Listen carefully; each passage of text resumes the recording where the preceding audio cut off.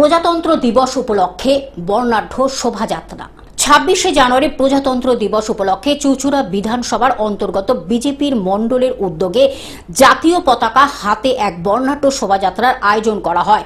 রবিবার সকাল আনুমানিক 11টা নাগাদ ব্যান্ডেল মোড় থেকে এই শোভাযাত্রা শুরু হয়ে খাদিনা মোড়ের উদ্দেশ্যে অগ্রসর হয়। এই শোভাযাত্রায় কয়েক হাজার বিজেপি কর্মী ও সমর্থক অংশগ্রহণ করেন। কর্মসূচিতে উপস্থিত ছিলেন হুগলি জেলা বিজেপির সভাপতি গৌতম চ্যাটার্জি, রাজ্য বিজেপির সম্পাদক দীপাঞ্জন গুহ, বিজেপির নেতা সুরেশ সাউ সহ দলের অন্যান্য নেতৃত্ব।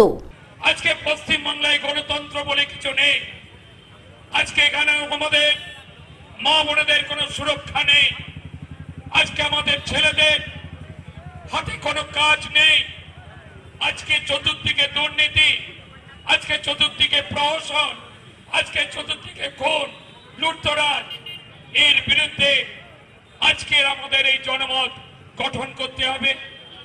আজকে আমাদের এই ৭৭তম প্রজাতন্ত্র দিবসে আমাদের কাছে একটাই সংকল্প যে আগামী দিন এই গণতন্ত্রকে আমাদের রক্ষা করতে হবে।